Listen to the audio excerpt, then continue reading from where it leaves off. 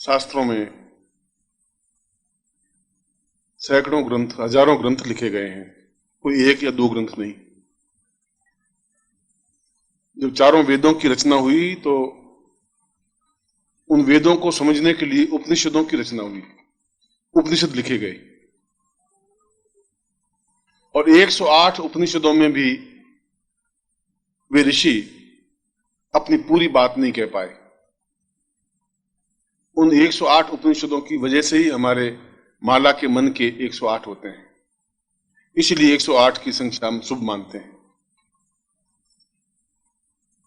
और उन 108 उपनिषदों में या ग्रंथों में गुरु उपनिषद सर्वश्रेष्ठ माना गया है, क्योंकि जब वशिष्ठ ने यह कहा कि उपनिषदो वै गुरुर्वै सताम यो, अगर सब कुछ प्राप्त करना है तो गुरु उपनिषद के अलावा कोई ग्रंथ प्रामाणिक नहीं है।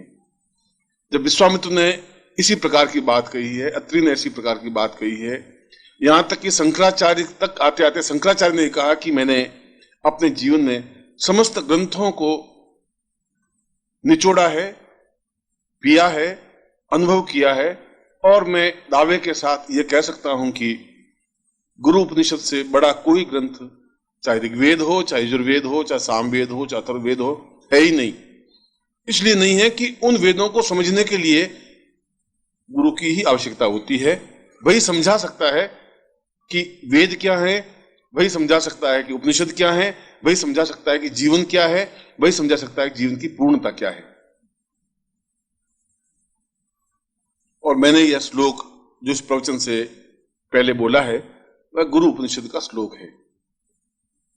और इस श्लोक में बहुत ही उत्तम कोटि की बात कही गई है। उत्तम कोटि की बात इसलिए कि ठीक इसी श्लोक को शंकराचार्य ने भी कहा अपने शंकर भाष्य में, जो उनका सर्वश्रेष्ठ ग्रंथ है और जिसको आज पूरा संसार, उनकी फ्रेंच में अनुवाद हुआ है, उसका इंग्लिश में अनुवाद हुआ है, उसका सभी भाषाओं में अनुवाद हुआ है। कठिन ग्रंथ है, फिर भी इस बात को स्वीकार किया है अंग्रेज विद्वानों ने और अमेरिकन ने और फ्रांस ने और जर्मनी ने भी, जापान ने भी, कि इसमें जो कुछ तथ्य है वो अपने आप में अद्वितीय है। और वे के वे भाव शंकराचार्य ने भी कहा है कि सताम वै परेवम प्रणवम परेशम गुरुर्वै पदे पूर्ण मदेव नित्यम अचिंत्य रूपम सहितम सदैव आत्मानुभूति परमम परसम पदैव। और उस श्लोक का अर्थ और इस श्लोक का अर्थ एक ही है। और वो श्लोक लिखा गया आज से 40,000 साल पहले, ये श्लोक लिखा गया आज से 3,000 साल पहले। इसका मतलब 37,000 सालों तक ये विचार हमारे शास्त्रों में मंथन करता रहा कि यही जीवन का सार है, यही जीवन का आधार है, यही जीवन की पूर्णता है। ऐसा इस श्लोक में क्या है? क्यों इस श्लोक को इतनी महत्ता दी गई है? इस श्लोक में यह बताया गया है कि व्यक्ति अपने आप में पूर्ण है ही नहीं। पूर्ण तो प्रभु पैदा करता है। जब एक गर्भ में बालक होता है तब वह पूर्ण होता है। इसलिए पूर्ण होता है कि बहुत अच्छा सुसज्जित, इसके भाष्य की बात कर रहा हूं मैं, श्लोक तो अभी बाद में बोलूंगा, या श्लोक का अर्थ तो बाद में करूंगा। इस श्लोक का भी भाष्य किया गया, श्लोक का भी सरल अर्थ किया गया, उस सरल अर्थ का भी फिर सरल अर्थ किया गया, तब लोगों को कुछ समझ में आया। उसने कहा कि बालक जब गर्भ में होता है तो उसको वैसी ही सुख सुविधा होती है जैसे किसी करोड़पति को अपने ड्राइंग रूम में बैठने पर होती है। ड्राइंग रूम में भी न सर्दी लगती है न गर्मी लगती है, एयर कंडीशन होता है, हीटर लगा होता है, एक सोफा लगा होता है बहुत अच्छा, किसी प्रकार की उसको तकलीफ नहीं होती है, और भोजन की चिंता नहीं होती, खाने पीने कमाने की चिंता नहीं होती, सब कुछ सुविधाएं होती हैं। ठीक ऐसी ही सुविधा उस गर्भ के बालक को भी होती है। कोई तकलीफ उसको नहीं होती, न सर्दी न गर्मी न बरसात, न चिंता न परेशानी न तनाव, और उसके बावजूद भी वह उन सब सुखों को लात मार करके जन्म ले लेता है। इसलिए उसको पूर्ण माना गया। इतने सुख सुविधाओं को लात मार करके और उस कोलाहल भरे विश्व में क्योंकि जन्म होते ही सैकड़ों बंधन उसके गले में पड़ जाते हैं। जो जिस मोमेंट में पैदा हुआ, जिस मिनट में पैदा हुआ, 7:41 में पैदा हुआ, और 41वें मिनट में ही उसके 200 बंधन पड़ गए। एक ने कहा मैं तुम्हारा चाचा हूं, ये बंधन। दूसरे ने कहा मैं तेरा पिता हूं। तीसरे ने कहा तेरा मैं माँ हूं। चौथे ने कहा मैं तेरी दादी हूं। पांचवें ने कहा मैं तेरी नानी हूं। छठे ने कहा मैं तेरा मामा हूं। अब बंधन ही बंधन। अभी तो पूरा 1 सेकंड नहीं हुआ है, इतने बंधन तो उसके गले में पड़ गए। और ज्यों ज्यों जन्म लेता रहता है, बड़ा होता जाता है, त्यों त्यों और बंधन उसके शरीर को जकड़ते रहते हैं। वो कहती है मैं तेरी प्रेमिका हूं, वो कहती है मैं तेरी पत्नी हूं, वो कहती है तू मेरा पिता है। अंतिम क्षण तक उस बंधनों में जकड़ा हुआ और चिता पे जाकर सो जाता है।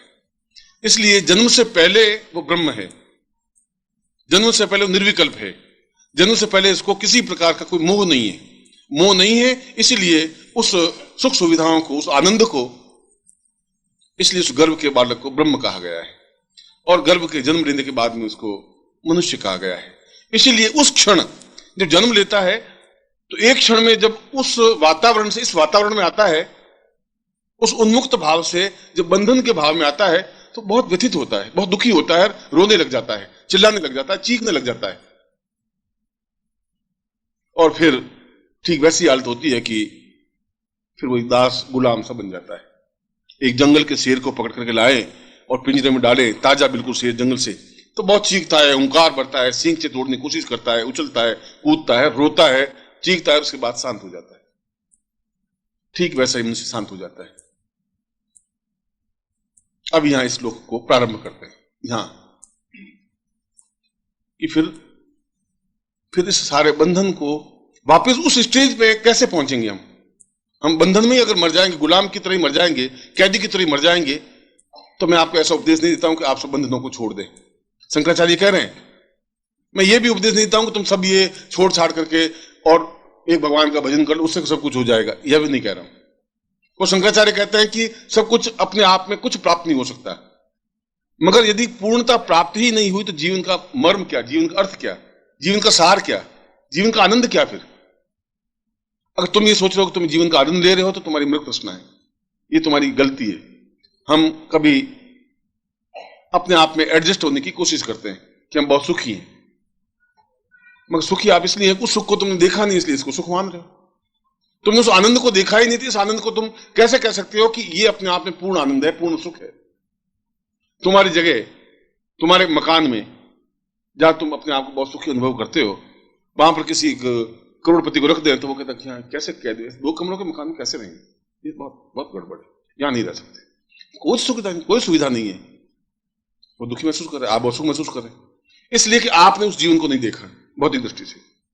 जिसने जीवन को आनंद अनुभव किया ही नहीं, जिसने जीवन में परमहंस अवस्था को प्राप्त नहीं किया, जिसने अपने जीवन में साधना की नहीं, जिसने अपने जीवन में उस ध्यान में, उस मेडिटेशन में गया ही नहीं, वो कैसे समझेगा कि मेडिटेशन क्या चीज होती है, ध्यान का आनंद क्या है? जब तुमने कोई चीज खाई नहीं तो उस चीज का आनंद भी आप कैसे अनुभव कर सकते हैं, वर्णन कैसे कर सकते हैं? जिसने अपनी मिठाई नहीं खाई तो मिठाई का वर्णन नहीं कर सकता, खाने के बाद कह सकता है कि अच्छा है बुरा है।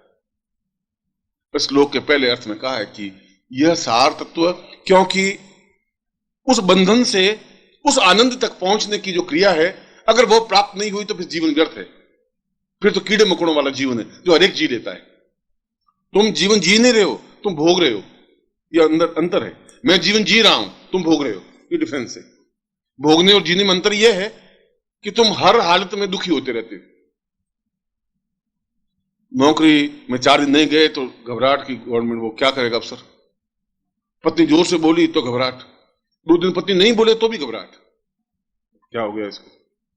हम पूछें भाई तेरी तकलीफ क्या है, तुम क्यों नहीं बोल रही है, काय की गुस्सा हो गई है, तो तकलीफ, बोले तो तकलीफ, नहीं बोले तो तकलीफ, संतान हो तो तकलीफ, संतान नहीं हो तो तकलीफ, बुढ़े माँ बाप घर में हो तो तकलीफ, नहीं हो तो तकलीफ, पैसा ज्यादा आवे तो तकलीफ कि गवर्नमेंट आ जाएगी, इनकम टैक्स आ जाएगा, चोर आ जाएगी, डकैत आ जाएंगे, और नहीं हो तो तकलीफ।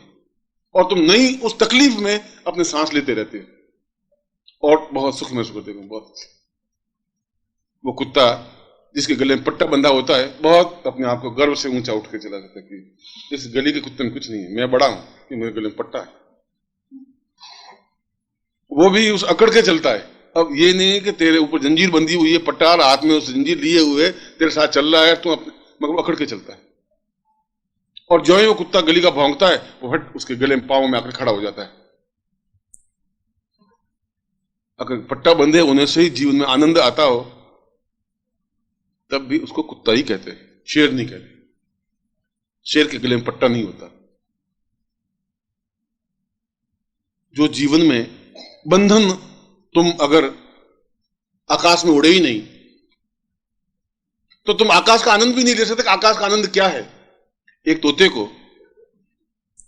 पकड़ा बहेलिये ने, पिंजरे में डाल दिया। अब पिंजरे के तोते में बड़ा गरूर कि उसको तकलीफ नहीं है। तकलीफ है नहीं, उसे पाँव में पैंजनियां पहना दी उस मालिक ने। फिर हरी मिर्च खाने को मिलती है, कभी अनार के दाने खाने को मिलते हैं, और बिल्ली उसको झपट्टा मार नहीं सकती क्यों, किसी पिंजरे में बंद है, और बहुत खुश हो रहा है कि मैं पिंजरे में बंद हूं। अब उसको 6 महीने या साल भर पिंजरे में रहने दीजिए और फिर बाहर निकालिए। आप छोड़ दीजिए, वो उड़ ही नहीं सकता। क्यों? उड़ना भूल गया वो थोड़ा पंख फड़फड़ा के थोड़ा सा 1 फुट ऊपर उड़ेगा, फिर धम से जमीन पर पड़ जाएगा। और मालिक को मालूम है कि बाहर बैठा रहने, कहीं नहीं जाएगा। कहां जाएगा? ये उड़ नहीं सकता। और तुम्हारी हालत भी वैसी हो गई है, पिंजरे में बैठे हो और पिंजरे के सींग चाहिए। एक पत्नी है, बेटे हैं, एक घरवाली है, एक आसपास के लोग हैं, चाचा हैं, चाची हैं, चारों तरफ तीलियां बंधी हुई हैं। तुम बहुत, कभी तुम्हें अनार के दाने खाने को मिल जाते हैं, कभी हरी मिर्च खाने को मिल जाती है, और बड़े खुश हो। पैरों में पैंजनियां पहने हुए और पैंजनी बजाते रहते हो और बड़े खुश हो रहे हो। और बाहर निकलते हो और थोड़ा पंख फड़फड़ाने की कोशिश करते हो, फिर दम से बैठ जाते हो, वापस पिंजरे में घुस जाते हो। पिंजरे में बहुत सुखी, बहुत आनंद, अब यहां कोई डर नहीं है। ये सब तो सही है, मगर उस आकाश में उड़ने वाले तोते की तुलना तुम नहीं कर सकते। वो आनंद कुछ और है, जो पंख फैला करके 1 मील तक उड़ के चला जाता है। उस आनंद को तुम ले ही नहीं सकते। उस आनंद को तुमने देखा ही नहीं। उस आनंद को तुम्हें बताएगा कौन कि ये आकाश में उड़ने में ये आनंद है? और अगर उस आनंद को देखा नहीं तो पिंजरे में पड़े पड़े तो मर जाओ।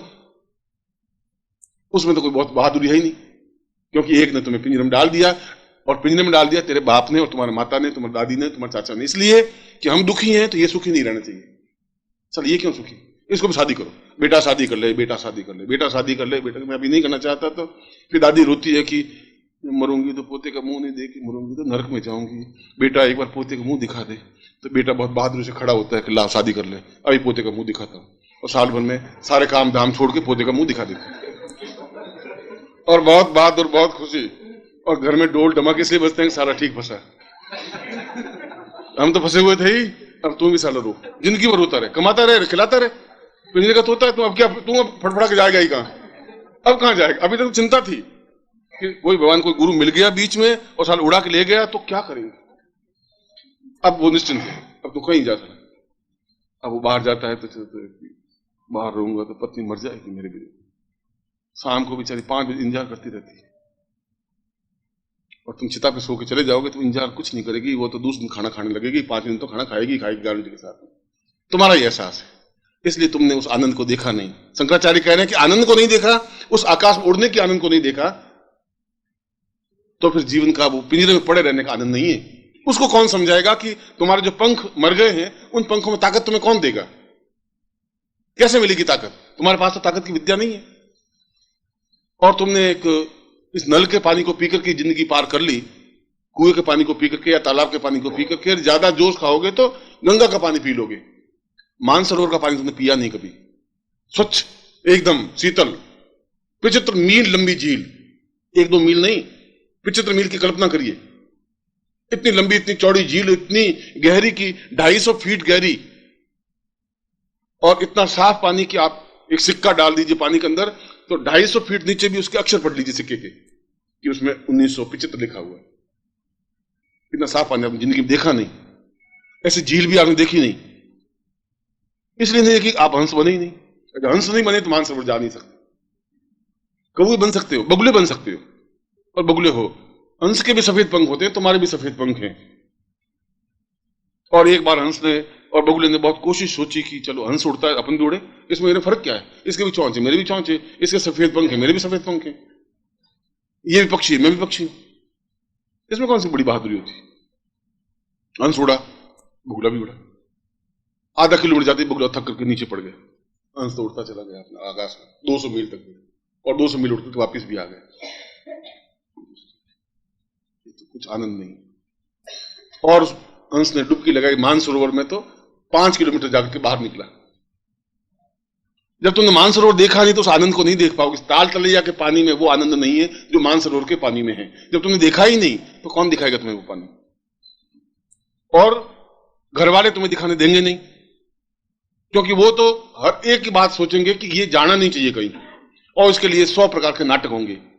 पत्नी रोएगी, चीखेगी, चिल्लाएगी, कहां जाते हो, उन गुरुओं के पास कुछ नहीं है, तुम घर में क्यों नहीं रहते हो? चाचा कहेगा तुम दिमाग खराब है तुम्हारा, अरे कुछ नहीं है, वो तुम्हें ठग रहे हैं, मूर्ख बना रहे हैं, कमाओ धमाओ। देखो हम जब नहीं गए तो हमारा क्या बिगड़ गया, हम कौन से मर गए, तो तुम भी नहीं मरोगे, तुम कहां जा रहे हो? वो सोचता है कैसे क्या करें। वो बेचारा मन मार के बैठ जाता है, और फिर भी जाने की कोशिश करे तो पत्नी भूखे रह जाएगी, मरने लगेगी, बेहोश होने लगेगी, नाटक करेगी, और तुम सोचोगे चलो अभी नहीं, अगली बार जाएंगे, और फिर अगली बार जाएंगे, फिर अगली बार जाएंगे। फिर एक मार्ग में एक बहुत सुंदर स्त्री मिलेगी जिसका नाम मृत्यु है, वो आपको थपकी देकर के सुला देगी। इस जिंदगी फिर गुरु नहीं मिलेंगे भी नहीं, इसलिए नहीं मिलेंगे कि तुम में वो ताकत नहीं है, हिम्मत नहीं है। जब डुबकी लगाने की तुम में ताकत आएगी नहीं तब तो उस गहराई को देख भी नहीं सकोगे। उस समुद्र के किनारे, उस जो बंबई का समुद्र है या मद्रास का समुद्र, उस किनारे बैठ जाइए तो जो लहर आएगी तो कुछ घोंगे लाएगी, कुछ कंकर पत्थर होंगे, वहां कुछ सीपी होगी, उनसे झोली भर के मर जाके चले जाओगे घर में। मोती नहीं ला सकते, तुमने मोती आनंद लिया ही नहीं। एक चमकदार शुभ्र मोती एकदम से वो तब मिलेगा जब समुद्र में बिल्कुल छलांग लगा दोगे। तुम्हारे पापों में छलांग लगाने की हिम्मत नहीं है, इसलिए नहीं है कि तुम्हारे पंखों को मार दिया गया है, तुम्हारे घर वालों ने खत्म कर दिया है। और कभी मैं उत्तेजित करता भी हूं, अरे तुम चिंता मत करो, क्या हंस बनो तुम, थोड़ा सा जिंदगी में देख तो लो, पहले हंस भी बन तोते बन के देख लियो, अब हंस बन के देखो, और फिर दोनों में से जो अच्छा लगे वो मानिए। मैं तुम्हें ये कहता हूं, मैं उड़ने की कोशिश करते हो, 2-3 फटफट करते हो, फिर जमीन पर टिक जाते। और मैं कहता क्या हुआ जी, क्या है कि घरवाली बहुत बहुत दुखी थी बेचारी। मैं निकला गुरुजी, आपके घर आना तो था, मगर वो बीमार हो गई और रोने लगी, तो खाना नहीं खाया गुरुजी, आप बात मानिए। मैं मान रहा हूं भैया, एक सिंचा और ज्यादा बढ़ाया हुआ है, 218 तील लिया, तेरे 19 तील लिया, और क्या होगा? तुम मानसरोवर नहीं जा सकते, तुम आकाश में उड़ भी नहीं सकते, तुम उस आकाश का आनंद नहीं ले सकते कि आकाश में उड़ने की क्या क्षमता है, पंखों को फैला करके ऊंचे उठने की क्या क्षमता है, मानसरोवर में डुबकी लगाने का क्या आनंद है, तुम अनुभव नहीं कर सकते। और शंकराचार्य कह रहे हैं कि कौन समझाएगा तुम्हें कि ये आनंद कुछ और है? कौन तुम्हें अपने साथ उड़ाएगा? कौन 300 मील तक तुम्हें उड़ा के ले जाएगा? कौन ले जाएगा तुम्हें? चाचा चाची, माँ बाप, भाई बहन, उनके खुद के पंख मरे हुए, वो तुम्हें कहां से उड़ाएंगे? जो मुर्दे हैं वो तुम्हें कहां से जीवन दान देंगे? जिनमें खुद में क्षमता नहीं हो तो क्या समझाएंगे? और मैं ऐसा नहीं कह रहा हूं तुम पत्नी को छोड़ दो, मैं ऐसा भी नहीं कह रहा हूं तुम चाचा जी को छोड़ दो, मैं तुम्हें ऐसा भी नहीं कह रहा हूं माँ बाप को छोड़ दो। मैं कह रहा हूं कि उसके बीच रह करके भी अपने पंखों को फैला करके आकाश में उड़ने की कला सीखिए, उनके बीच रह करके। और आप पूछेंगे गुरुजी ऐसा कैसे हो सकता है? मैं उदाहरण अपना खुद का प्रस्तुत करता हूं कि मैं तुम्हारी तरह ग्रस्त हूं, मेरी पत्नी है, पुत्र है, पोते हैं, पोतियां हैं, भाई हैं, बहन है, संबंधी रिश्तेदार हैं, और तुमसे ज्यादा बड़ा कुनबा है। तुम्हारे घर में 10-12 मेंबर हैं और मेरे घर में 80 लाख शिष्य हैं। इतना बड़ा कुनबा है, उन सबकी तकलीफें सुनता हूं, उन सबकी परेशानियां सुनता हूं, और भी मुस्कुराता रहता हूं, आकाश में उड़ता भी हूं और डुबकी लगाता भी हूं। अगर मैं इतना सब कुछ रहते हुए उठ सकता हूं तो मैं उदाहरण देकर तुम समझा रहा हूं कि मैं भगवान कपड़ा बगड़ा नहीं हूं, साधु नहीं हूं, सन्यासी नहीं हूं। तुम्हारी तरफ सारी जिम्मेवारियों को झेलते हुए भी मैं उस आनंद को प्राप्त कर सकता हूं। इसलिए चिंता मुझे व्याप्त होती नहीं, तनाव मुझे नहीं होता है, इसलिए मैं रात को सोते ही नींद आ जाती है क्षण में। इसलिए चेहरे पर एक ओज है, एक दुनाई है, एक मस्ती है, और मैं तुम्हारे चेहरों पर भी वैसी चाहता हूं। शंकराचार्य कह रहे हैं कि यह सब कुछ तुम्हें गुरु ही समझा सकता है, तब जब तुम अपने आप को पूरी तरह से गुरु को अपने आप में स्थापित कर दो, गुरु को पूर्ण रूप से अपने आप में समाहित कर दो। और गुरु को पूर्ण रूप से समाहित करने का तात्पर्य क्या है? कैसे स्थापित कर दें, कैसे समाहित कर दें? समाहित कर अपने आप में जज्ब कर देना, अपने आप में मिला देना। पानी से जैसे पानी मिलता है या दूध से दूध मिलता है, और तुम्हारे अंदर गुरु समाहित हो सकते हैं। बहुत सरल कला है, और प्रत्यक्ष समाहित होने से कितना फायदा होगा कि जो कुछ ज्ञान तुमने प्राप्त किया ही नहीं वो ज्ञान अपने आप मिल जाएगा, तुम्हें मिलेगा। क्योंकि वो ज्ञान का लेकर के तुम्हारे अंदर समाहित हो गया है।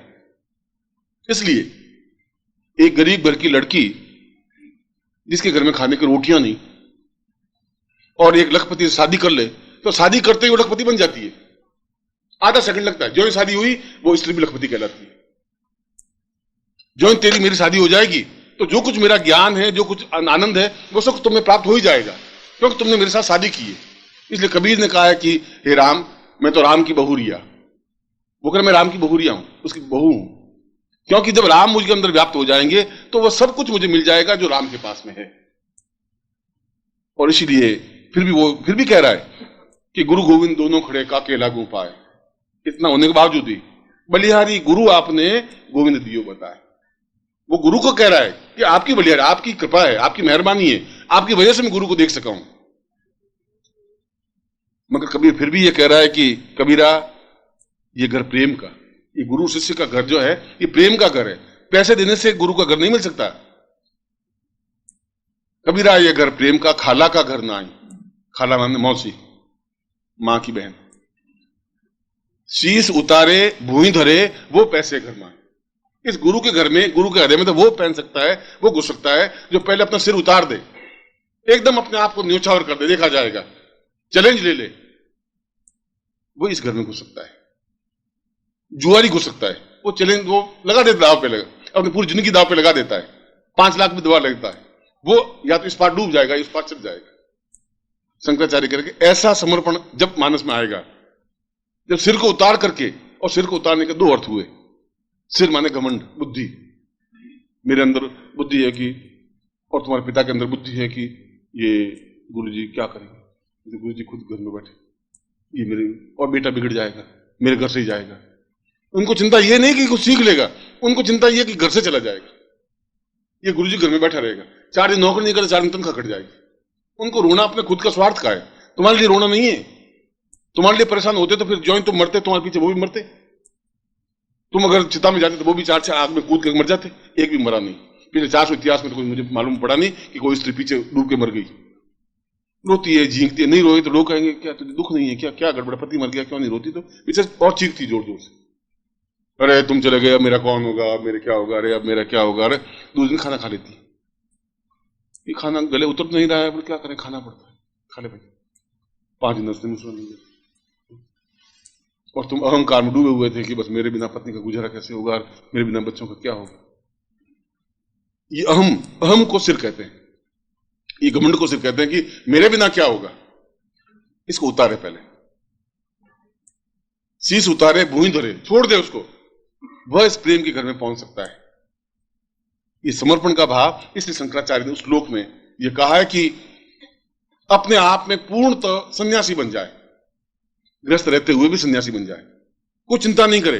एक साल भर का देख ले, या तो 1 साल में डूब जाएंगे, जिंदगी भर कह देंगे कुछ नहीं, गुरु के घर में, गुरु के पास जाने से कुछ फायदा नहीं है, या तो ये कहेंगे चैलेंज के साथ कहेंगे, या कुछ ऐसा बन के जाएंगे, हंस बन करके चले जाएंगे, बता देंगे कि ये हंस बनने का ये आनंद है। ये सब जो बगुले हैं मेरे घर में, उनकी अपेक्षा मेरे पंख ज्यादा शुभ्र हैं, ज्यादा सफेद हैं, ज्यादा मजबूत हैं, ज्यादा ताकतवान हैं, उड़ने की मुझमें क्षमता है। ये तब हो पाएगा, तुम अपने घर में रह करके ये सब कुछ प्राप्त नहीं कर सकते, उस घर में पैंट करके कर सकते हो। और पैंटने की क्रिया तब है जब तुम सब कुछ दे दोगे तो अपने आप गुरु को प्रत्यक्ष कर दोगे। तुम कुछ चूकोगे नहीं, तुम कुछ हाथ से छोड़ोगे नहीं, और गुरु को अपने अंदर स्थापित, तुम्हारे अंदर तो स्थापन जगह ही नहीं है। अगर गुरु बेचारा चाहे भी तुम्हारे हृदय में जाने का, तुम्हारे दिल में जाने का, तुम्हारे दिल में तो स्वार्थ और छल और झूठ और कपट और व्यभिचार और बदमाशी और इतना अधिक ठूंस ठूंस के भरा हुआ है। अब मैं खड़ा भी हूं तो कहां खड़ा हूंगा, कोई जगह ही नहीं। और फिर उसमें बुद्धि इतनी अधिक हावी है, पहले उसको थोड़ा साफ कर दीजिए, जगह इतनी जगह बनाइए जहां गुरु बैठ सके आकर। और वो तब हो सकता है कि जब चैलेंज के साथ में आप गुरु के साथ हो जाएंगे। और गुरु के साथ होने का तात्पर्य है कि जो गुरु के लिए अनुकूल हो वो कार्य कर लें। मैं अपने स्वार्थ के लिए नहीं, मैं नहीं कि मैं गुरु हूं, मैं तो उन शास्त्रों की बात कर रहा हूं, शंकराचार्य की बात कर रहा हूं। तुम अगर मेरे लिए कुछ कार्य करोगे तब भी मेरे कोई फर्क नहीं पड़ेगा, तुम नहीं करोगे तब भी फर्क नहीं पड़ेगा। जो 70 साल तक तुमने काम नहीं किया तो मेरा कौन से डूब गया कुंबा, और अब तुम कर लोगे तो कौन से मैं भगवान बनूंगा। और मुझे भगवान बनने की ख्वाहिश है नहीं, जब मैं भगवान हूं तो मुझे भगवान बनने की ख्वाहिश नहीं है। भगवान का तात्पर्य है कि जो पूर्ण ज्ञान को प्राप्त कर सके वो भगवान। कोई आकाश में टिमट मारते हुए दिए को थोड़ी भगवान कहते हैं। जहां पूर्णत्व प्राप्ति हो, जहां एकदम से किसी प्रकार का तनाव नहीं हो, चिंता नहीं हो, कुछ व्याप्त ही नहीं हो। और मैं इस प्रकार से चिंता मुक्त हूं, रखता ही नहीं चिंता, तनाव रखता ही नहीं। ये तनाव तो है कि वो आया नहीं, क्या तकलीफ है, यह तो एक तुम्हारे प्रति एक मोह ग्रस्ता है कि क्या बात हुई, क्यों नहीं मिले, क्या तकलीफ है। अगर तुम तकलीफ में होते तो मैं तकलीफ महसूस करता हूं और तुम्हें लाइन पर लाने के लिए कभी चाबुक भी मारता हूं, मैं खुद मारता हूं, महीने भर नहीं भी बोलता हूं, 2 महीने नहीं बोलता हूं, गुस्सा भी करता हूं, फटकारता भी हूं, प्यार भी करता हूं। ये तो क्रियाकलाप है। कृष्ण बहुत अय्याशी था, बहुत उसको प्रेम करने वाला था, और सूर ने और बाकी लोगों ने उनको इतना कहा कि बिना गोपियों के रह नहीं सकता था, ऐसा था, ऐसा था, राधा के पीछे भटकता था, कदम के वृक्ष पर चढ़ा, सब कुछ था। और हमने ऐसा माना कि ये तो बहुत प्रेमी जीव है या, मगर जिस समय वो उद्धव लेने के लिए आए, क्रूर लेने के लिए आए और रथ पे बैठा, तो रथ रवाना हुआ तो पीछे मुड़ के देखा ही नहीं गोपियां खड़ी है कि नहीं खड़ी। निर्मुक्त भाव से मिला, तब भी उसी भाव से था, रवाना हो गया 1 सेकंड में, कुछ पीछे पलट के नहीं देखा। और हम अगर पलटे हैं तो पीछे उस पत्नी या प्रेमी का जो भी, अच्छा चिंता मत करना, मैं वापस आऊंगा, तुम क्यों घबराती है, मैं तेरे साथ में हूं, ये लेटर लिखूंगा, तुम भी मुझे लेटर लिखना, ये मेरा एड्रेस है, और तेरे बिना कैसे रहूंगा। फिर 2 बार फिर पीछे मुड़ के देखते हैं, फिर इधर देखते हैं, फिर मुड़ते हैं, फिर पलट के देखते हैं। उसने मुड़ के नहीं देखा। ये अनासक्त भाव था। और ये अनासक्त भाव जब जीवन में आता है तब मुझे प्रेम भी करना पड़ेगा, पर अनासक्त भाव से। मन में ऐसा कुछ स्वार्थ नहीं है। मेरी आंख गंदी हो सकती है, मेरी आंख गंदी नहीं है, मेरा मस्तिष्क भी गंदा नहीं है, मेरे विचार भी गंदे नहीं है, क्योंकि मैं तुमसे ज्यादा आकाश में उड़ने की क्षमता जानता हूं। उस आकाश को नापा है मैंने, देखा है, और नाप के दिखा सकता हूं। मगर मुझे जमीन पर उतरना पड़ता है तो बुगलों के बीच में खड़ा भी होना पड़ता है, क्योंकि ये मेरी इच्छा है कि इन बुगलों को मैं हंस का रूप दे सकूं, तो मेरे जीवन की सार्थकता है। मैं इनको हंस बना सकूं, उड़ा के दिखा सकूं कि देखो ये आनंद है तुम्हारा, उस डुबकी लगा के बता सकूं। बाकी मुझे गृहस्थ में आने का कोई आनंद था नहीं। मैं सन्यासी रहा हूं, और अपने आप में बहुत अद्वितीय सन्यासी रहा हूं, जहां हिमालय का कण कण इस बात को एहसास करता है कि सन्यासी रूप ऐसा होता है। क्या जरूरत थी मुझे मगर मैं ग्रस्त नहीं बनता तो ग्रस्त के लोगों को समझा नहीं सकता। सन्यासी ग्रस्त के लोगों को समझाए तो इफेक्ट पड़ता नहीं है, इसलिए तुम्हारे बीच आने के खड़ा होना पड़ेगा, बात करनी पड़ेगी। और तुम अपने आप में इतने न्यून हो कि अपने आप जैसे समझ लेते हो कि क्या है गुरु जी में, ये तुम्हारी भ्रम है, आंख का भ्रम। तुम्हारी आंख में कमजोरी है तो जब बगुले बैठे, मांस में बैठा है, तुम सोचोगे ये भी साल बगुला है। ये तुम्हारी आंख की कमजोरी है। हंस को चिंता नहीं है, वो मानता मैं तो हंस हूं ही, मुझे क्या है, भले ये मुझे बगला कहे चाहे हंस कहे, उसमें क्या अंतर आ जाएगा। इसे शंकराचार्य श्लोक में कह रहे हैं कि जब 1 साल भर के लिए अपने आप को कुछ क्षणों के लिए, कुछ समय के लिए पूरा अनासक्त भाव से जुड़ जाओगे तो अपने आप तुम्हारे अंदर वो समाहित हो जाएंगे। समाहित होंगे ही एक्टिविटी से, क्रिया से, चिंतन से। चैलेंज तो लेना ही पड़ेगा। तुम सोचो हम चैलेंज भी नहीं ले रहे, सब कुछ मिल जाए, ऐसा नहीं हो सकता। और जहां गुरु हैं वहां जीवन में, अगर शास्त्र अगर ये कह रहे हैं कि गुरु ब्रह्मा गुरु विष्णु गुरुदेवो महेश्वर, और क्या गुरु ब्रह्मा और विष्णु महेश तो बहुत छोटी चीज है, और गुरु साक्षात पर ब्रह्म, वो यहां तक कह रहे हैं। ये सब शिव और विष्णु तो सब छोटे हैं, इन देवताओं से भी ऊपर एक ब्रह्म है, और ब्रह्म से भी परम ब्रह्म वो है। इसलिए मैं गुरु को प्रणाम करता हूं, शिव को मान करके या विष्णु को मान करके नहीं कर रहा हूं। ये श्लोक मेरा तो है नहीं, और मैंने उनको कहा भी नहीं था ऐसा श्लोक लिख के रखना, किसी को सुनाऊंगा, मैंने ऐसा कहा नहीं था। ये तो 10,000 साल पहले का लिखा हुआ श्लोक। और गीता में कृष्ण ने कहा कि अगर जीवन में, उस गीता का 18वां अध्याय में कहा है कि जीवन में मैं कृष्ण से अपने जीवन के स्वरूप से 16 कलाओं से भी ज्यादा उच्च स्तर में गुरु को मानता हूं, कि गुरु में बनूं, और मैं गुरु बना हूं, इसलिए कहा है कृष्णम वंदे जगत गुरु। इसे शास्त्रों ने कहा है कृष्ण को हम इसलिए वंदन करते हैं कि वो जगत गुरु हैं। कृष्ण के रूप में होने की वजह से हम उसको प्रणाम नहीं करते हैं, कृष्ण को वंदन करते हैं। कृष्ण वंदे। तुम किस प्रकार से उसमें समाहित होकर के उन कार्य को इतना ऊंचा उठा सको कि जहां एक हिमालय पर्वत सामने खड़े हो जाते। मान लीजिए ये छोटी मोटी पहाड़ी भी क्या चढ़ना है तुम्हें, इसमें तुम्हारा कोई महानता नहीं होगी। तेंजिंग को हम और तुम जानते हैं, हिलेरी को तुम और हम जानते हैं, तो इसलिए कि उस हिमालय की सबसे ऊंची छोटी एवरेस्ट पर पांव रखा उसने, इसलिए हम उनको जानते हैं, लड़कों को, दोनों को। छोटी पहाड़ी में चढ़ने वाले का नाम तुम्हें याद है ना, मुझे याद है। चढ़ना है तो फिर वहां चढ़िए, हिमालय पर चढ़िए, ठेठ गौरी शंकर पर, एवरेस्ट पर। ये प्राप्त करना है तो गुरु को अंदर समाहित करिए। उन ब्रह्मा और विष्णु को और रुद्र को और लक्ष्मी को उनको अपने अंदर स्थापित करने से क्या मिल जाएगा तुम्हें, क्या हो जाएगा? शंकराचार्य का उनसे कुछ नहीं होगा। जब वो सब कुछ है ही तो अपने आप में समाहित करने की जरूरत है। और समाहित करने का तात्पर्य है कि हम उनसे दीक्षा लें। तीसरे लाइन में कहा है कि बार बार दीक्षा लें, क्योंकि हमारे अंदर इतना अधिक पर्दे पड़े हुए हैं, इतना अधिक छल और झूठ है। हम अहंकार वाली करें कि हमें कुछ चिंता नहीं, हमें कोई लोभ नहीं बच्चे, और हमें कोई मोह नहीं बच्चे। इस बच्चे कहने से तो काम चलेगा नहीं तुम्हारे। घर में बैठे बैठे गुरु गुरु गुरु गुरु करने से होगा नहीं। जब तुम एक्टिविटी में उतरोगे ही नहीं और घर में बैठे भी रहोगे, दूध उठने का तो दूध को नीचे भी रखोगे, गुरु जी को याद करोगे, उससे कुछ नहीं होगा। बिल्कुल क्रियाकलाप में आना पड़ेगा, एक्टिविटी में आना पड़ेगा, उनके कार्य को पकड़ना पड़ेगा, उसमें समाहित, उसका हाथ बनना पड़ेगा, उसका पांव बनना पड़ेगा। या तो उनके गुरु के तुम हाथ बनो, या उसके पांव बनिए, या उसका पेट बनिए, या उसका मस्तिष्क बनिए, या उसकी आंख बनिए, या नाक बनिए, कुछ तो आप बनिए, उस शरीर में समाहित तो हो जाइए, फिर पूरी तरह से समाहित हो सकोगे। और हाथ का मतलब, हाथ बनने का मतलब है कि उनके हाथ में जो कार्य, उस काम को हाथ में बंटाइए। उनका पांव जो कर रहा है वो आप काम करिए, तभी कुछ हो पाएगा, तब उस समाहित होने की क्रिया हो पाएगी। और जब एक बार गुरु समाहित हुए तो गुरु का सारा ज्ञान, गुरु का सारा अनुभव, सारा जीवन, जिंदगी, उनकी धड़कन, आकाश मुड़ने की क्षमता और मानसरोवर में डुबकी लगाने की क्षमता, उस आनंद को प्राप्त करने से अपने आप प्राप्त हो जाएगी। उसके लिए तुम्हें इतने उपनिषद, उतने प्राण न पढ़ सकते हो, न संभव है। अगर मैं 10 लाख मंत्र सुना सकता हूं, एक आदमी के बस की बात नहीं है 10 लाख मंत्र याद करना, 10 लाख, और मैं 10 लाख श्लोक आपको सुना सकता हूं। जिस शास्त्र का कहो आप, जिस पुराण का, जो उपनिषद का कहो, और चैलेंज के साथ में पूरे भारत में एक भी सन्यासी योगी 108 उपनिषदों के नाम नहीं गिना सकता तुम्हें। चैलेंज मेरा पूरे भारतवर्ष के सन्यासियों को और योगियों को और पंडितों को, नहीं गिना सकते 108 उपनिषद क्या थे और क्या हैं।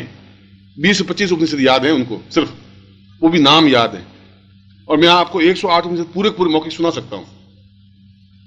किसी उपनिषद में 2000 श्लोक है, किसी में 8000 श्लोक है, किसी में 17000 श्लोक है, कुल मिलाकर के 8 लाख श्लोक है।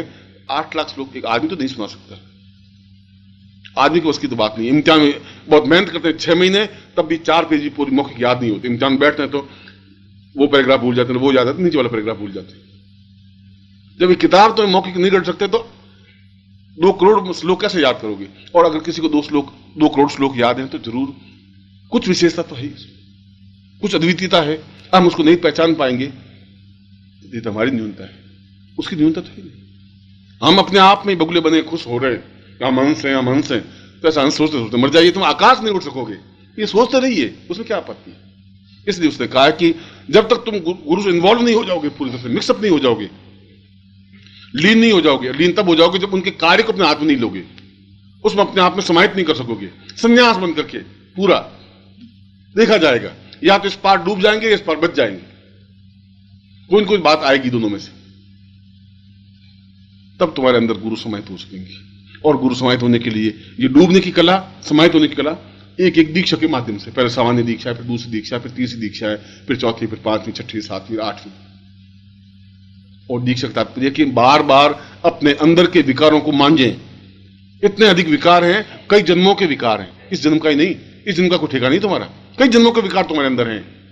वह गुरु ही समझ सकता है। वो तुम्हारे मांझिए, एक बार मांझिए, फिर दूसरी बार मांझिए, फिर तीसरी बार मांझिए, 8वीं बार मांझिए। और इस दीक्षा के तो शास्त्रों में प्रमाण यह है कि दीक्षा गुरु कैसे दे।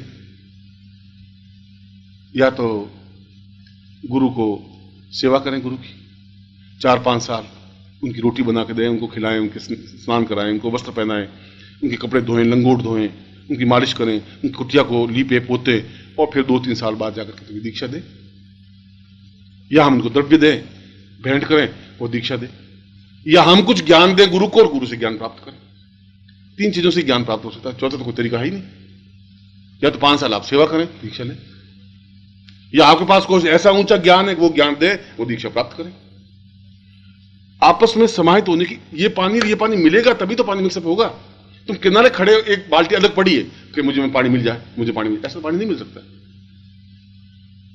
उन दीक्षाओं के माध्यम से, इस गुरु मंत्र के माध्यम से, और अपने आप को उनके प्रति समर्पण ये नहीं कि गुरुदेव गुरुदेव मैं तो आपको समर्पित हूं गुरुदेव, और फिर गुरुदेव मेरी पत्नी बीमार है तो क्या दवा दूं, और अब सौंप दिया सब जीवन का सफार तुम्हारे हाथों में, गुरु जी मुझे शाम को घर जाना है, पानी अब एक सेकंड पहले बोला सब सौंप दिया, अब एक सेकंड पहले घर जाना गुरुजी। घर क्यों जाना? गुरुजी आपको मालूम पत्नी करते। फिर तुमने मुझे सौंपा क्या? अब एक पॉइंट तो तुम लैंड बोल रहा था, सौंप दिया, झूम रहे हो, अब सौंप दिया इस जीवन का सब बाहर तुम्हारे हमें, और मुझे अरे भाई आ तो रुक जा, गुरुजी पानी पर जाना और गाड़ी चुक जाएगी, और सौंप दिया गुरुजी सौंप। ऐसा नाटक तो बम्बई के एक्टर भी नहीं कर सकते। अब बताओ मैं मन में सोचूं कि ऐसी एक्टिंग मुझे क्यों नहीं आती, क्या गड़बड़ क्या है। कभी कभी मैं बहुत गौरवान्वित महसूस करता हूं कि कितने अच्छे शिष्य मेरे हैं कि आधे सेकंड में सौंपा, आधे सेकंड में नहीं सौंपा, चलो आप अपने घर, मैं अपने घर, फिर महीने पर बाद आएंगे गुरुजी वापिस सौंप दिया, सौंप दिया गुरुजी, और अभी तक कहां थे? गुरुजी क्या बताया, एक चक्कर था गुरुजी, उस चक्कर में लखनऊ जाना पड़ा, ऐसा बस। तुम 10,000 साल तक सौंपते रहो, कोई फर्क नहीं पड़ेगा महाराज, ऐसा नहीं चलेगा काम। बहुत शाम हो गया, अब ऐसा नहीं चलेगा। अब ऐसा हाथ छुड़ा छुड़ा के भागने से काम तुम्हारा नहीं चलेगा। हर बार तुम्हारा हाथ पकड़ते हैं, हर बार तुम हाथ छुड़ा के भाग जाते हैं, उससे ये पूर्णता प्राप्त नहीं हो पाएगी, और जीवन कटता जा रहा है, जीवन बीतता जा रहा है। चाहे तुम शिष्य हो, चाहे शिष्य हो, चाहे पाठक हो, और चाहे श्रोता हो, तुम्हारे अंदर का स्वार्थ शीश उतारे भूंजरे सब कुछ छोड़ना पड़ेगा, तुम्हें छोड़ना ही पड़ेगा। और 3 महीने ले लीजिए, एक्सपेरिमेंट करिए, 3 महीना, 6 महीना, साल, 2 साल, निस्वार्थ भाव से अपने आप को डुबाइए तो सही, और अपने आप को, गुरु को पूर्ण रूप से अपने आप में समाहित करने की कोशिश करिए। वो दीक्षाओं के माध्यम से, हर बार दीक्षा लूंगा और अपने आप को पूर्ण निर्मल बना करके उस बगुले से हंस की स्टेज पे आऊंगा। जब 8वीं दीक्षा लूंगा तो आना है मुझे, हर बार अपने पंखों में ताकत देनी पड़ेगी। गुरु अपनी शक्ति के माध्यम से, शक्तिपात के माध्यम से और ताकत देंगे, दूसरी बार और ताकत मिलेगी। पिंजरे के पक्षी होते हुए भी मैं जमीन पर आऊंगा तो फिर उड़ जाऊंगा, फिर मुझे चिंता नहीं है, क्योंकि मुझे अंदर इतनी पंखों में ताकत दे सकेगा वो शक्तिपात। वो अनार के दाने खाने से ताकत नहीं आएगी पंखों में, अनार तो रोज खाता तो होता, उससे वो नहीं उड़ सकता। और ये क्रियान्वयन, ये मंत्र, ये दीक्षा, तीनों का स्टेज मिलना चाहिए। तुम खुद उस काम को संभालो जो उचित है। गुरुजी पूछने की जरूरत नहीं है कि गुरुजी क्या करूं, गुरुजी क्या करूं, इससे तो कुछ होगा नहीं। गुरु तुम्हें काहे के लिए काम सौंपेगा? वो क्यों कहेगा कि तुम ये काम करो मेरा? उनके तो कोई काम है ही नहीं। तुम्हें ये सोचना है कि मुझे क्या काम करना है, देख करके कुछ काम करने की जरूरत नहीं है।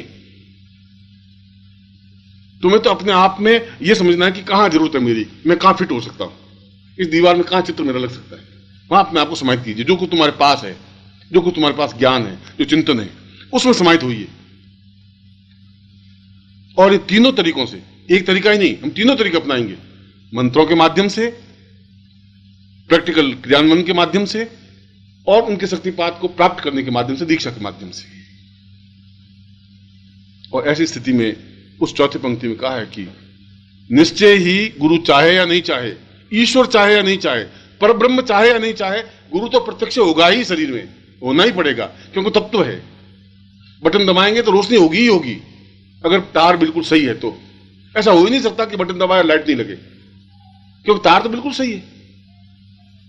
और ये तार है, ये तार पूरे तुम्हारे दबाने से जहां तुम हो, पिंजरे के तोते, वहां से फिर आकाश में उड़ने वाले हंस बनने की वो तार है। पहली एक्टिविटी से वहां तुम्हें त्याग करना पड़ेगा, अपने अहंकार का, अपने स्वार्थ का, अपने लालच का, अपनी नौकरी का, अपने गृहस्थ का भी, सबको छोड़ने की कला होगी। अगर मैं छोड़ सका हूं, तुम भी छोड़ सकते हो। मैं भी 18 साल जंगलों में रह सकूं, मेरी पत्नी थी, मेरे मां बाप भी थे, मेरे पास धन भी था, और छोड़ के जा सका तो कुछ बन सका। अगर बीज जमीन में मिले ही नहीं, वो कहते जमीन में नहीं मिल सकता, जमीन बड़ी गंदगी है, बस। तो जमीन में मिलेगा नहीं तो पेड़ बन नहीं सकता। अगर पेड़ बनना है तो जमीन में मिलना ही पड़ेगा उस बीज को, और जमीन में मिलेगा तो पेड़ बन जाएगा, छायादार पेड़। मैं बीज था, जमीन में मिला तो आज छायादार पेड़ बन सका। मैं नहीं था तो आज पेड़ नहीं बन सकता था।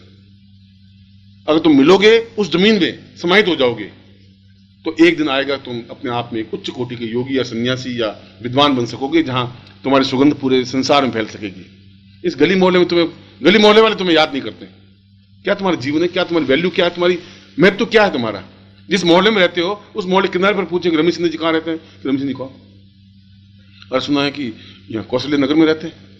अरे कौशल्य नगर बहुत बड़ा है हमारा, दिल्ली बहुत बड़ी है, कौशल्य नगर में क्या, कहाँ रहते, कहाँ है, कौन है, कौन है, क्या यहाँ दुकानदार है, दुकानदार, सैकड़ों दुकानदार हैं कौशल्य नगर में। आप रमेश सिंह कौन सी बात करें? अब उस गली में तुम्हें कोई परिचित नहीं हो तो तुम्हारा जिंदा रहना और मरना बराबर है, कोई अंतर नहीं है तुम्हारे। मरिए तो ऐसा मरिए कि तुम्हारे पीछे 5 लाख लोग आंखों में आंसू भीगे, तब तुम्हारा मरना सार्थक है। मरे और 25 लाख लोगों की आंखों में आंसू बहे, तब तुम्हारी जिंदगी सार्थक है। एहसास हो लोगों को, और ऐसा तुम बन सकते हो, तब मृत्यु को भी जीत सकते हैं, जिंदगी को भी जीत सकते हैं। यदि ऐसा नहीं हो सका तो तुम एक कीड़े मकोड़ों की तरह, जैसे पैर से कुचला गया कीड़ी और मर गई, ऐसे ही तुम एक काल एकदम पैर से कुचलेगा, तुम मर जाओगे। गली वाले एकदम बाहर खड़े खड़े अर्थी हो जाते हुए देखेंगे कि अच्छा ये रमेश चंद्र है क्या काम करता भैया, ये दुकानदार, ठीक, वापस चंद्र आके खाना खा लेंगे। ये जिंदगी मत जीजिए। अगर तुम ऐसे गुरु मिले हैं और फिर भी ये जिंदगी जी रहे हो तो तुमसे ज्यादा दुर्भाग्यशाली व्यक्ति हो ही नहीं सकता। तुम्हारे पास समय है।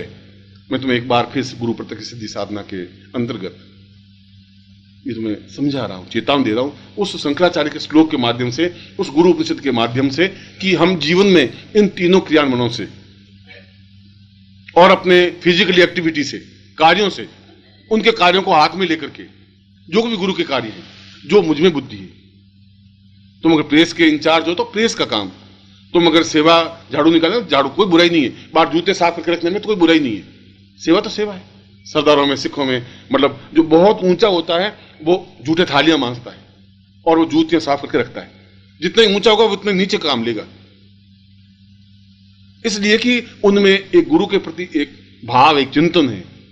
हमारे तो सैकड़ों देवी देवता हैं, उनके तो जिंदगी में गुरु ग्रंथ साहब है, गुरु ग्रंथ साहब। यह जीवन में जब आप उतारें तभी तुम्हारे प्राणों में नहीं, तुम्हारे शरीर के कण कण में, बूंद में रक्त के, और बूंद में, एक बूंद में भी 18 करोड़ कण होते हैं, उन कणों में गुरु समाहित हो सके, तब तुम एक सुगंधमय बन सकोगे, तुम सौरभमय बन सकोगे, एक विशाल वटवृक्ष बन सकोगे, एक उच्च कोटि का व्यक्तित्व बन सकोगे, एक अद्वितीय महापुरुष बन सकोगे। और ऐसे बन सको, मैं तुम्हें हृदय से ऐसे आशीर्वाद देता हूं कि तुम कल्याणमय बन सको, गुरु प्रत्यक्ष तुम्हारी सिद्धि हो सके। एक बार फिर तुम्हें आशीर्वाद दे रहा हूं। सिद्धाश्रम साधक परिवार की ओम हर हर महादेव।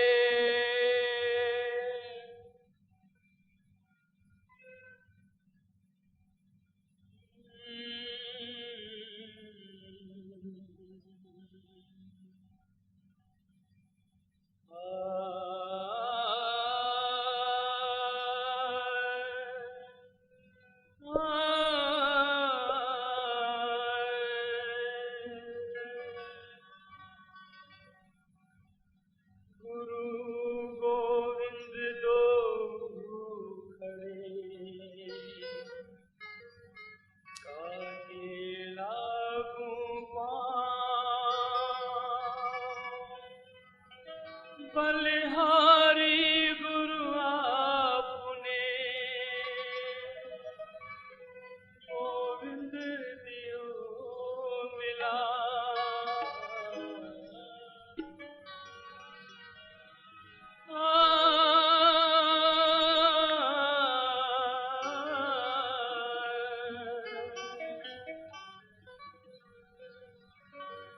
मोहे अपनी शरण में ले लो ना, मोहे अपनी शरण में ले लो ना, मोहे अपनी शरण में ले लो ना, मोहे अपनी शरण में ले लो ना, मोहे अपनी शरण में ले लो ना। अजिलोचन मन में जगा न हो तो,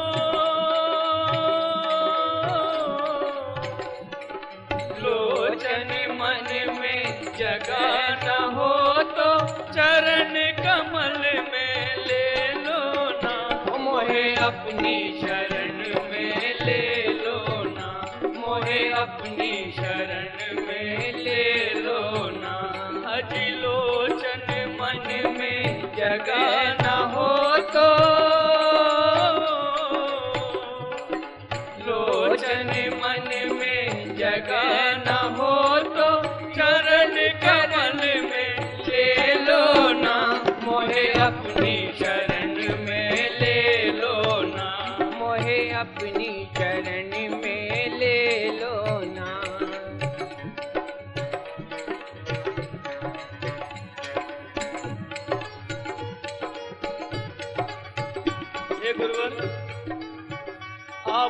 कैसा जाल बिछाया, आपने कैसा जाल बिछाया, आपने कैसा जाल बिछाया, आपने कैसा जाल बिछाया, माया मोह में नाच नचाया, माया मोह में नाच नचाया। इस जीवन में आन मिलो ना,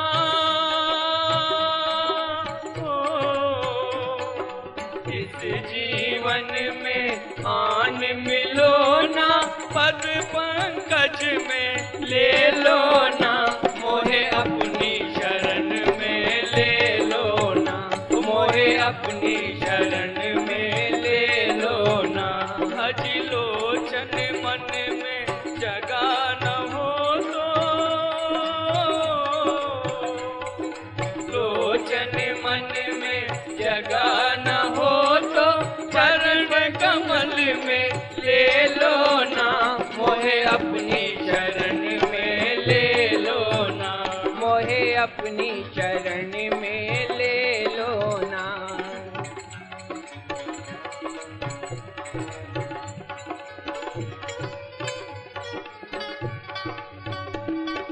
सद्गुरु आपके जगमग जग में, सद्गुरु आपके जगमग जग में, गुरुवर आपके जगमग जग में, गुरुवर आपके जगमग जग में, जगमग नैया डोल रही है, जगमग नैया डोल रही है। गिरने लगूं तो आके उठा लो, गिरने लगूं तो आके उठा लो, युगल चरण में ले लो ना, मोहे अपनी शरण में ले लो ना, मोहे अपनी शरण में ले लो ना। अजिलोचन मन में जगा न हो तो, लोचन मन में जगा न हो तो, चरण कमल में ले लो ना, मोहे अपनी शरण में ले लो ना, मोहे अपनी शरण में ले लो ना।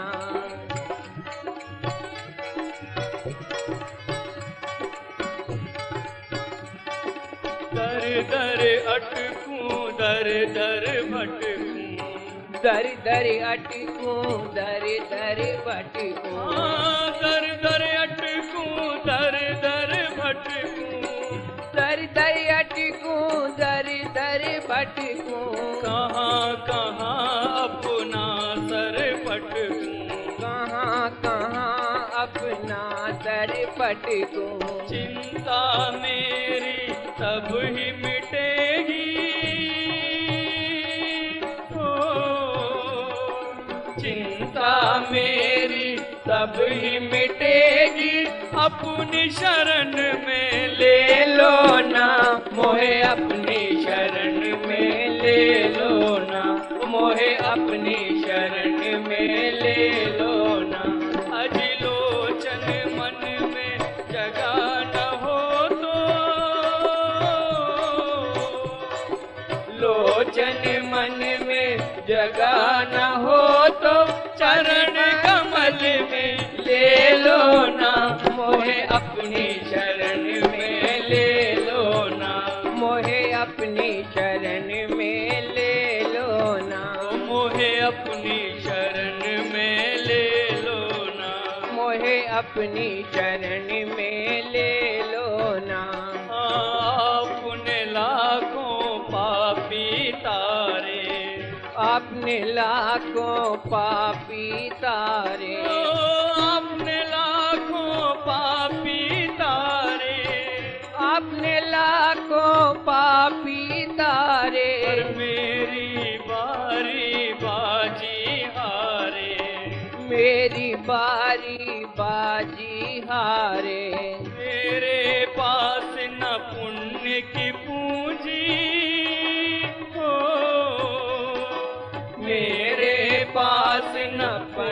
की पूंजी पद पूजन में ले लो ना, मोहे अपनी शरण में ले लो ना, मोहे अपनी शरण में ले लो ना। अजी लोचन मन में जगा न हो तो,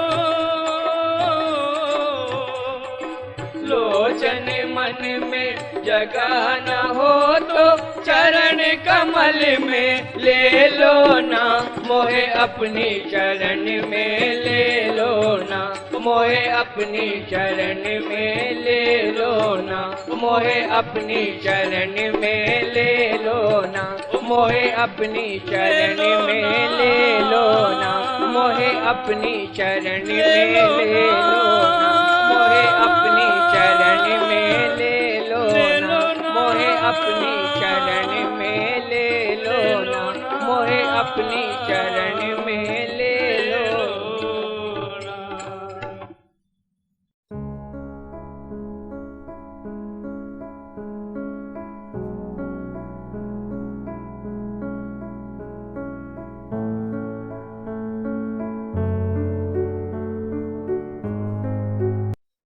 ओम परम तत्वाय नारायणाय गुरुभ्यो नमः।